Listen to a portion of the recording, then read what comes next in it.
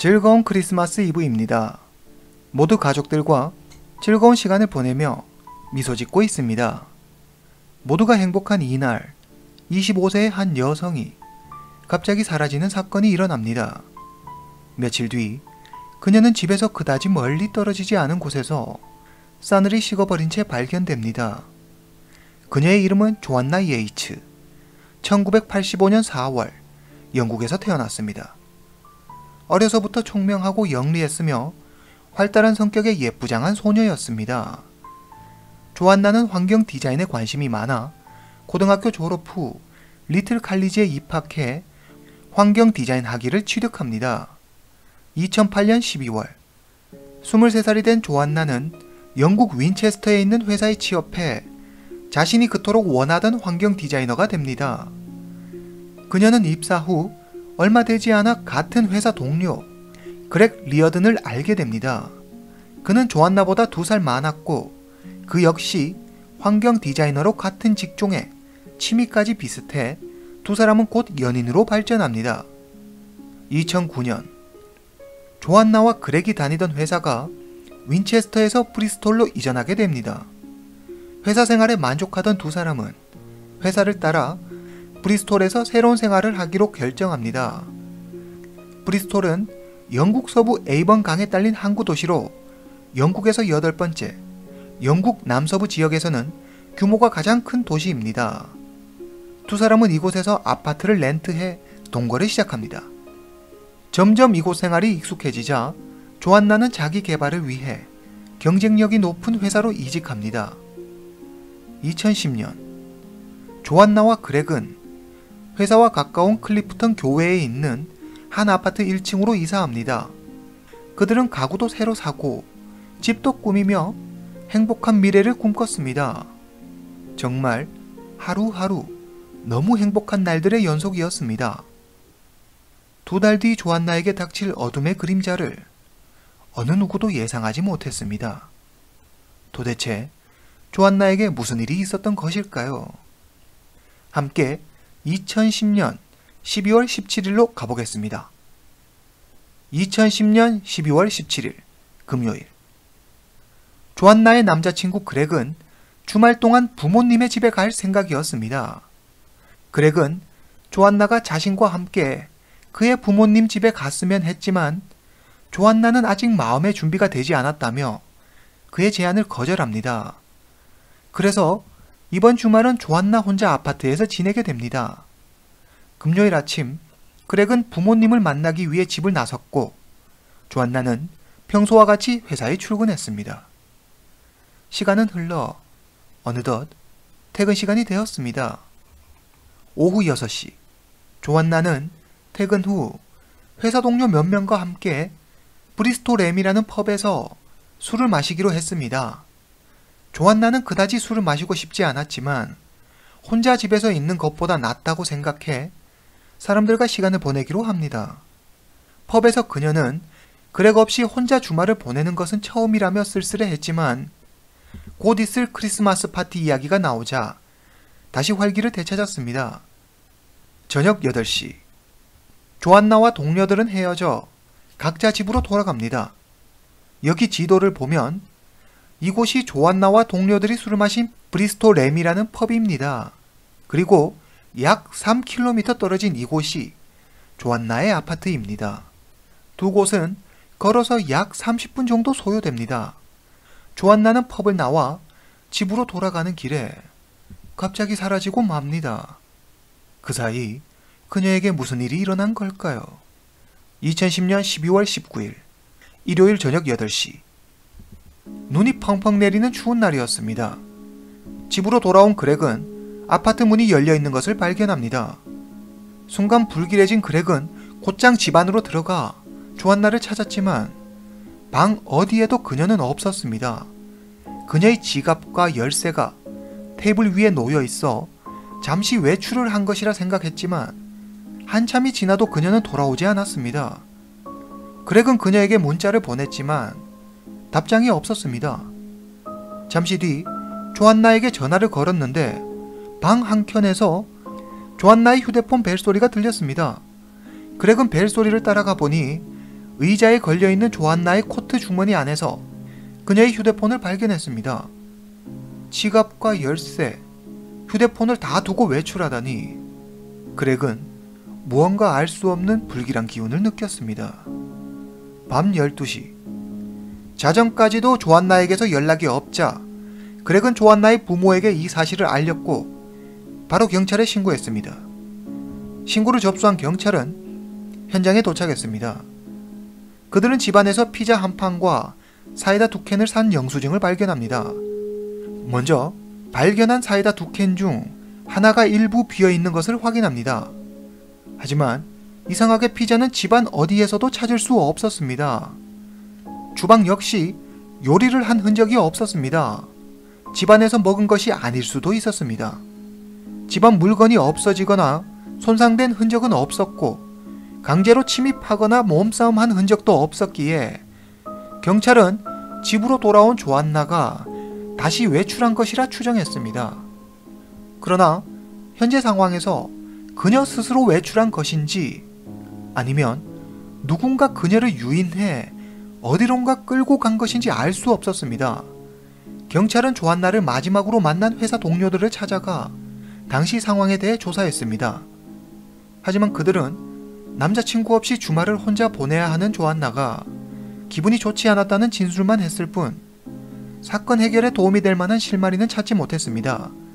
경찰은 펍에서 조안나의 집까지 가는 거리 주변에 있는 모든 CCTV 정보를 수집해 그날 조안나의 행적을 추적하기 시작했습니다. 펍에서의 영상을 보면 조안나와 회사 동료들이 술을 마시며 이야기하는 모습을 확인할 수 있습니다. 저녁 8시 조안나는 펍을 떠납니다. 여기까지는 회사 동료들의 진술과 일치합니다. 8시 10분 인근 마트에 들어갑니다.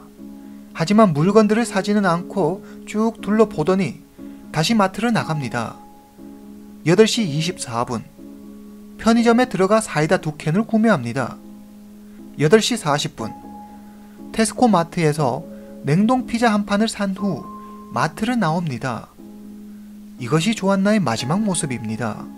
테스코 마트를 나온 후 그녀의 행적을 찾을 수는 없었지만 경찰은 그녀가 입고 있던 코트와 지갑이 집에 있는 것으로 보아 일단 집으로 돌아왔을 것이라고 확신했습니다. 이어 경찰은 주변 이웃들을 조사했습니다. 그중 그녀의 집 옆에 커플이 살고 있었는데 남자의 이름은 빈센트 타박이었습니다. 사건 당일 빈센트의 여자친구는 다른 도시로 여행가 빈센트 혼자 집에 있었는데 그날 저녁 조안나의 집에서 특별히 이상한 소리를 듣지는 못했다고 말했습니다. 2010년 12월 21일 조안나가 사라진 지 4일이 흘렀습니다. 조안나의 부모는 기자회견에서 공개적으로 딸이 무사히 집으로 돌아올 수 있게 도와달라며 시민들에게 도움을 청했습니다. 다시 열린 기자회견에서 조안나의 아버지는 제 생각에는 딸이 집으로 온 뒤 누군가에게 끌려간 것 같습니다. 자신의 물건을 모두 두고 외출을 할 리가 없어요. 분명 누군가에게 끌려간 거예요. 라고 말합니다. 조안나의 아버지가 이렇게 주장하는 데에는 이유가 있었습니다. 조안나가 집 열쇠, 지갑, 휴대폰, 코트 모두 집에 둔 채 사라져 버렸기 때문입니다. 12월 눈이 내리는 추운 겨울에 코트조차 입지 않고 외출을 하다니 수상한 점이 한두 가지가 아니었습니다. 그렉과 조안나의 친구들은 SNS를 통해 조안나의 실종을 알리며 목격자를 수소문했습니다. 2010년 12월 25일 크리스마스. 조안나가 사라진 지 8일이 흘렀습니다. 이날 아침 어느 부부가 개와 산책을 나가 골프장 근처 오솔길을 지나는데 눈더미 속 이상한 형태의 물건이 있는 것을 발견합니다. 이들 부부는 순간 심상치 않은 일이 발생했음을 직감하고 경찰에 신고합니다. 경찰은 눈더미 속에서 여성을 한 명 발견하는데 이 여성은 바로 조안나였습니다. 발견 당시 한쪽 발에만 양말이 신겨 있었고 몸에는 약간의 상처가 있었으며 추운 날씨로 인해 그녀의 몸은 완전히 얼어 있었습니다. 2010년 12월 28일 부검 결과 조안나의 몸에서 43개의 상흔이 발견되었고 교살당한 것으로 밝혀졌습니다. 그리고 범인의 것으로 보이는 DNA 샘플을 바지에서 추출할 수 있었습니다. 그녀의 위에서 피자가 발견되지 않은 것으로 보아 그녀는 피자를 먹지 않은 것으로 확인됐습니다. 조안나의 양말 한 짝은 범인이 일부러 가져간 것이 아닌가 의심됐지만 이후 아파트 쓰레기통에서 발견됩니다. 발견 당시 그녀의 몸은 완전히 얼어 있었기 때문에 사고 시간은 정확히 예측할 수 없었지만 12월 17일 저녁쯤으로 추측되며 조안나가 사라진 밤 9시 무렵 아파트 인근에서 비명 소리를 들었다는 이웃들의 진술에 따라 경찰은 밤 9시를 사고 발생 시간으로 추정했습니다. 범죄수사대 소속 존 필스 경감의 지휘 아래 대대적인 수사가 진행됐습니다. 경찰은 첫 번째 용의자로 조안나의 남자친구 그렉을 의심했지만 그에게는 브리스톨을 떠나 부모님 집에 있었다는 완벽한 알리바이가 있었기 때문에 용의선상에서 제외됐습니다. 경찰은 집에서 조안나가 산 피자가 발견되지 않아 다른 사람이 가져갔을 확률이 크다고 생각했습니다. 그러나 집에서는 몸싸움의 흔적이 없었기 때문에 조안나가 집으로 온 뒤 누군가 그녀의 집으로 찾아왔고 조안나가 직접 문을 열어줬을 가능성이 컸습니다. 그렇다면 그 사람은 조안나가 분명 이미 알고 있는 사람일 것입니다. 경찰은 조안나의 집 위층에 살고 있는 집주인을 의심했습니다. 이름 크리스토퍼 제프리스, 당시 나이 65세, 퇴직 전 현지 모 대학에서 영어 교사로 활동했고 퇴직 후 자신이 소유한 집 몇 채를 임대해 안정적인 생활을 이어갔습니다. 이웃들은 그가 꽤 괴팍한 성격을 지녔고 하루 종일 방 안에 틀어박혀 거의 밖으로 나오지 않는 이상한 사람이라고 했습니다. 만약 사건 당일 밤 크리스토퍼가 조안나의 집을 찾아왔다면 조안나는 분명 의심 없이 문을 열어줬을 것입니다. 조안나의 위층에 살고 있는 크리스토퍼는 조안나와 그렉 두 사람의 대화를 듣고 주말 동안 조안나가 혼자 집에 있다는 사실을 알고 있었을 수도 있습니다. 크리스토퍼는 경찰 조사에서 사건 당일 조안나를 본 적이 없다고 했습니다. 그러나 이웃 주민 3명이 아파트 계단에서 그녀를 만난 적이 있다고 말해 경찰들의 의심은 더욱 커졌습니다. 경찰은 조안나와 안면이 있고 이웃 주민들과 상반된 증언을 한 크리스토퍼를 용의자로 지목했습니다. 영국 언론들은 앞다투어 이 소식을 보도했습니다. 그들은 크리스토퍼의 사진을 헤드라인에 걸고 변태 노인이라는 내용으로 기사를 작성하고 심지어 일부 언론들은 범인으로 밝혀지지도 않은 크리스토퍼를 범인이라며 질타하는 기사를 실었습니다.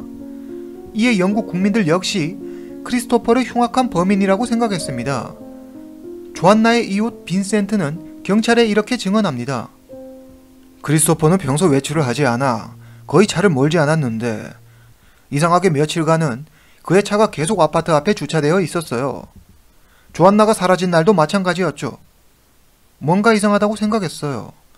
지금 생각해보니 차 안에서 기회를 엿본 것은 아닐지 의심되네요. 2010년 12월 30일 결국 경찰은 크리스토퍼를 구속 수사합니다. 경찰의 신문에 크리스토퍼는 자신과 이 사건은 아무 관련이 없다며 자신의 결백을 주장했습니다. 영국 법에 따르면 경찰은 24시간 용의자를 구류할 수 있습니다. 그러나 이 시간 동안 명백한 증거를 찾지 못하면 용의자를 풀어주어야 합니다. 경찰은 압수수색 영장을 발부해 그의 집과 차 등을 샅샅이 수색했지만 결정적인 증거를 찾지 못합니다. 이틀 후 크리스토퍼는 풀려납니다. 경찰은 포기하지 않고 계속 그를 조사하지만 최종적으로 크리스토퍼는 이 사건과 무관하다는 것이 밝혀집니다. 크리스토퍼는 언론사를 명예훼손죄로 고소하고 경찰로부터 정식으로 사과를 받았습니다.